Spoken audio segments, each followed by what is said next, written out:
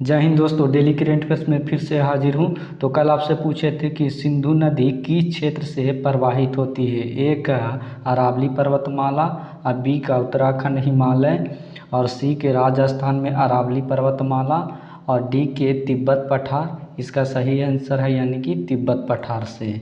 इसका हम व्याख्या देख लेते हैं। यानी कि ये तिब्बत पठार से मानसरोवर पर्वतमाला से ये निकलता है, यानी कि मानसरोवर सरोवर से निकलता है। आज का फर्स्ट क्वेश्चन देख लेते हैं। तो क्वेश्चन नंबर 1, मध्यस्थता के अस्थायी न्यायालय की स्थापना किस वर्ष की गई थी। ए का 1945, और बी के 1899, और सी के 1916, और डी के 1907। इसका सही आंसर है यानी कि बी का 1899। 1945 के बात कर लेते हैं तो यानी कि अमेरिका जो जापान पर हिरोशिमा नागासाकी पर परमाणु बम गिराया था। और 1916 के देख लेते हैं तो लखनऊ समझौता हुआ था। और 1907 में यानी कि गुजरात में ये समझौता हुआ था। इसमें दो धड़ बट गए थे। इसका व्याख्या देख लेते हैं। तो यानी कि जो कि अस्थाई कोर्ट का स्थापना हुआ था यानी कि 1899 में। इसका मुख्यालय है यानी कि हेग यानी कि नीदरलैंड। ये 3 भागों में विभाजित है इसका संगठन। अब पहला में देख लेते हैं तो प्रशासनिक परिषद में इसका है यानी कि नीति बनाना और बजट को देखरेख करना। और दूसरा में यानी कि न्यायालय के सदस्य के रूप में स्वतंत्र संभावित मध्यस्थता का एक पैनल बनाना है। और अंतर्राष्ट्रीय ब्यूरो में इसका देख लेते तो सचिवालय, और जिसका अध्यक्ष महासचिव होता है। नेक्स्ट क्वेश्चन की ओर बढ़ते हैं। Question number 2, permanent court of arbitration का कौन सा घटक इसकी नीतियों और बजट की देखरेख के लिए जिम्मेदार होता है। ए का वित्तीय सहायता कोष, और बी का न्यायालय के सदस्य, और सी के अंतर्राष्ट्रीय ब्यूरो, और डी का प्रशासनिक परिषद। इसका सही आंसर यानी कि डी का प्रशासनिक परिषद। इसका व्याख्या देख लेते हैं। तो यानी कि जो नीति और बजट को देखरेख कहते हैं उसे हम यानी कि प्रशासनिक परिषद कहते हैं। नेक्स्ट क्वेश्चन की ओर बढ़ते हैं। क्वेश्चन नंबर 3, राष्ट्रीय बाल अधिकार संरक्षण आयोग की स्थापना कब की गई थी। ए का मार्च 2012, और बी का मार्च 2010, और सी का मार्च 2007, और डी का मार्च 2005। इसका सही आंसर यानी कि सी का मार्च 2007 में यानी कि किया गया था। इसका व्याख्या देख लेते हैं। तो यानी कि राष्ट्रीय बाल अधिकार संरक्षण आयोग के एक वैधानिक आयोग है, और इसका स्थापना यानी कि मार्च 2007 में हुआ था। बाल अधिकार संरक्षण आयोग अधिनियम 2005 के तहत। ये महिला बाल विकास मंत्रालय के प्रशासनिक कार्य के तहत ये कार्य करता है। नेक्स्ट क्वेश्चन की ओर बढ़ते हैं। क्वेश्चन नंबर 4, राष्ट्रीय बाल अधिकार संरक्षण आयोग किस प्रशासनिक निकाय के तहत कार्य करता है। ए का महिला बाल एवं विकास मंत्रालय, और बी के स्वास्थ्य और परिवार कल्याण मंत्रालय, और सी का सामाजिक न्याय और अधिकारिता मंत्रालय, और डी का शिक्षा मंत्रालय। इसका सही आंसर है यानी कि ए के महिला एवं बाल विकास मंत्रालय के तहत। इसका व्याख्या देख लेते हैं। तो यानी कि राष्ट्रीय बाल अधिकार संरक्षण 2005 के तहत देखें तो ये महिला बाल विकास मंत्रालय के तहत ये प्रशासनिक निकाय यानी कि वैधानिक निकाय।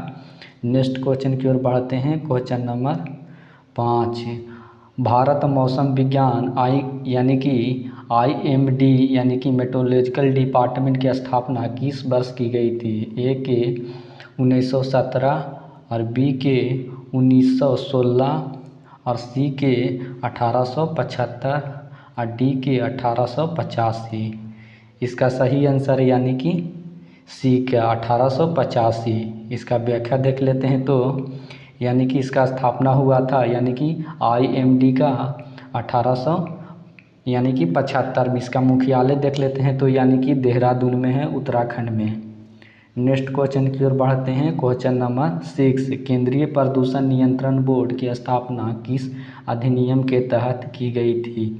ए के वायु प्रदूषण निवारण एवं नियंत्रण अधिनियम 1981, अब बी का जल प्रदूषण निवारण एवं अधिनियम 1974, और सी के पर्यावरण संरक्षण अधिनियम 1986, और डी के वन संरक्षण अधिनियम 1980। इसका सही आंसर यानी कि बी का जल प्रदूषण निवारण एवं नियंत्रण अधिनियम 1974 के तहत। इसका व्याख्या देख लेते हैं तो यानी कि केंद्रीय प्रदूषण नियंत्रण बोर्ड एक वैधानिक संगठन है जिसका स्थापना सितंबर 1974 में हुआ था।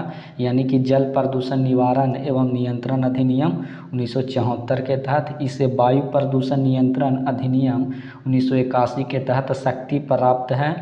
यह एक क्षेत्रीय इकाई के रूप में भी कार्य करता है तथा पर्यावरण संरक्षण अधिनियम 1986 के प्रावधान के संबंध में पर्यावरण, वन एवं जलवायु परिवर्तन मंत्रालय के तहत एक तकनीकी सेवाएं भी ये प्रदान करता है। नेक्स्ट क्वेश्चन की ओर बढ़ते हैं। क्वेश्चन नंबर 7, संविधान के अनुच्छेद 3 के अंतर्गत संसद को क्या शक्ति प्राप्त है? ए के राज्यों और केंद्र शासित प्रदेशों की सीमाओं में परिवर्तन करना, बी के संविधान को स्पष्ट रूप से संशोधित करना, सी के राज्यपालों की नियुक्ति करना, डी के राष्ट्रपति के लिए निर्वाचन आयोजित करना। इसका सही आंसर है यानी कि ए का, यानी कि राज्यों और केंद्र शासित प्रदेशों की सीमाओं को परिवर्तन करना। इसका हम व्याख्या देख लेते हैं तो यानी कि अनुच्छेद 3 के तहत नए राज्यों को गठन संसद यानी कि कर सकती है। नए राज्यों को गठन के लिए कानून बनाने का अधिकार संसद को है। इसमें देख लेते हैं तो यानी कि किसी राज्य के क्षेत्र को अलग भी कर सकती हैं, दो या दो राज्यों से एकजुट भी कर सकती हैं, और एक यानी कि विभिन्न राज्यों के भागों को एकजुट भी कर सकती हैं, और एकीकृत और घटाव बढ़ा सकती है, और यह सीमाओं के नाम में भी परिवर्तन ये कर सकते हैं।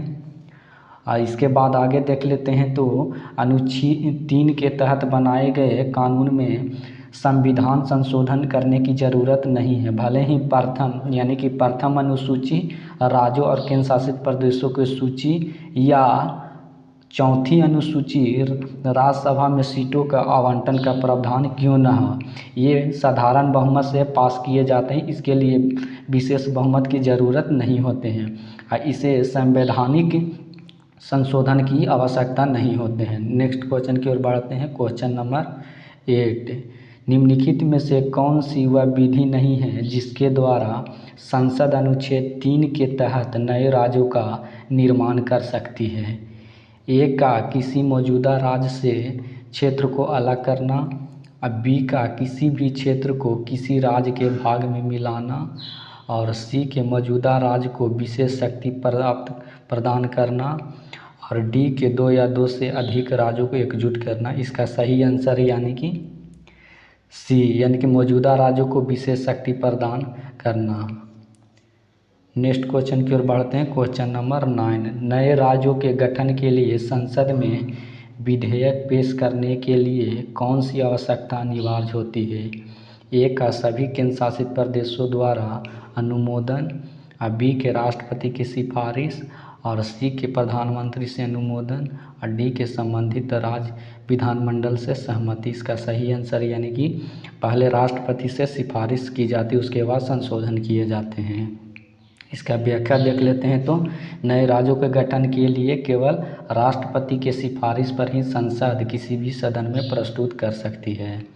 नेक्स्ट क्वेश्चन की ओर बढ़ते हैं। आवाज़ का अंतिम क्वेश्चन, निम्नलिखित में से कौन सी नदी सरयू नदी का सहायक नहीं है? यानी यहाँ पर नहीं होगा, नहीं है। ए का घाघरा, बी के ब्रह्मपुत्र, ए के कर्णाली, और डी के यमुना। इसका सही आंसर यानी कि बी का ब्रह्मपुत्र नहीं है। इसका व्याख्या देख लेते हैं तो यानी कि ये उत्तराखंड के बागेश्वर नदी से उत्पन्न होती है सरयू नदी, और सरयू फिर यानी कि सरयू को फिर शारदा में मिल जाती है जो कि सबसे बड़ी सहायक नदी है सरयू। इसको काली नदी भी कहे जाते हैं। अब मैदान में उतरने के बाद इसे यानी कि कर्णाली और घाघरा में मिलने पर इसे सरयू के नाम से जाने जाते हैं। यहाँ पर सबसे बड़ा तीर्थ स्थल के रूप में देखा जाए तो यानी कि अयोध्या तीर्थ स्थल है। आइए यानी कि बलिया छपरा में जाकर ये गंगा में फिर मिल जाती है। इसका पुराना नाम देख लेते हैं तो देविका और राम प्रिया भी है। आवाज़ का अभ्यास प्रश्न देख लेते हैं तो वित्तीय कार्रवाई कारबल यानी कि एफटीए की स्थापना किस वर्ष की गई थी? ए के 1995, और बी के 2001, और सी के 1995, और डी के 1989। इसका सही आंसर हमें कमेंट बॉक्स में देना। जय हिंद दोस्तों, अब मिलेंगे नेक्स्ट टॉपिक पे।